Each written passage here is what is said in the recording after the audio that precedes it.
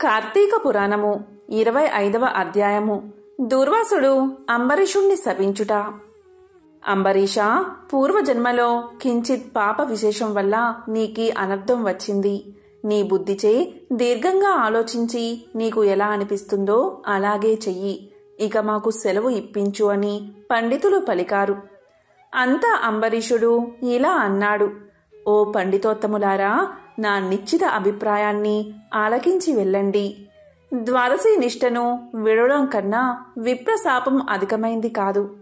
జలపానం చేయడం వల్ల బ్రాహ్మణుణ్ణి అవమానపరచడం కాదు, ద్వాదశిని విడవడమూ కాదు. అప్పుడు దూర్వాసుడు నన్ను ఎలా నిందిస్తాడు? నిందించడు. మొదట పుణ్యఫలం నశించదు కాబట్టి జలపానం చేసి ఊరుకుంటాను అని వారి ఎదుటే జలపానం చేశాడు. అంబరీషుడు జలపానం చేసిన మరుక్షణమే దూర్వాసుడు స్నాన జపాదులు పూర్తి చేసుకుని అక్కడికి వచ్చాడు. వచ్చిన వెంటనే ఆ ముని మహారౌద్రాకారుడై కళ్ళ వెంట నిప్పులు కక్కుతూ ఇలా అన్నాడు: ఓరి మదాంతా, నన్ను భోజనానికి రమ్మని నేను రాకుండానే నువ్వు ఎలా భోంచేశావు?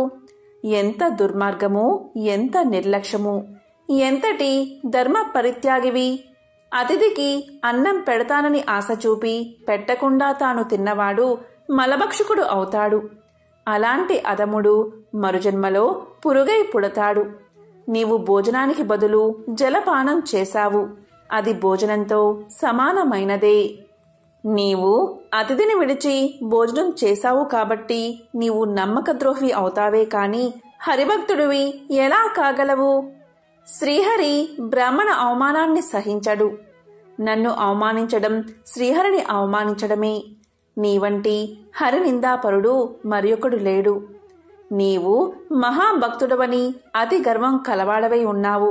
ఆ గర్వంతోటే నీవు నన్ను భోజనానికి ఆహ్వానించి అవమానపరిచి నిర్లక్ష్యంగా జలపానం చేశావు.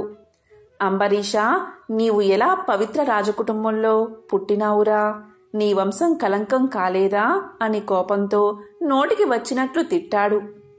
అంబరీషుడు ముని కోపానికి గడగడా వణుకుతూ ముకులిత హస్తాలతో ఇలా అన్నాడు: మహానుభావా, నేను ధర్మహీనుడను.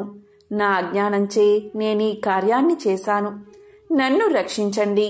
బ్రాహ్మణులకు శాంతే ప్రధానము. మీరు తపోధనులు, దయా దాక్షిణ్యాలు కలవారు కాబట్టి నన్ను కాపాడండి అని అతని పాదాలపై పడ్డాడు.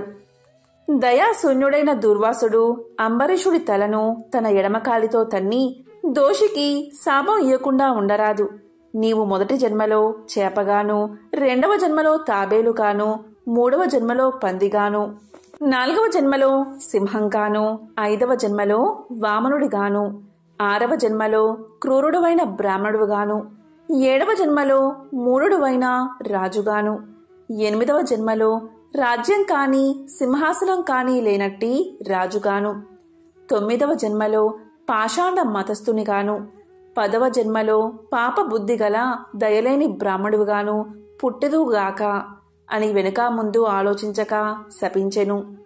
ఇంకా కోపం తగ్గనందున మరలా శపించుటకు ఉద్యుక్తుడు అవుతుండగా శ్రీ మహావిష్ణువు బ్రాహ్మణ శాపం వృధా కాకూడదని తన భక్తునికి ఏ అపాయం కలగకుండా ఉండడానికి అంబరీషుని హృదయంలో ప్రవేశించి ఇలా పలికాడు: మునివర్యా, అలాగే మీ శాపాన్ని అనుభవిస్తాను అని ప్రాధేయపడ్డాడు.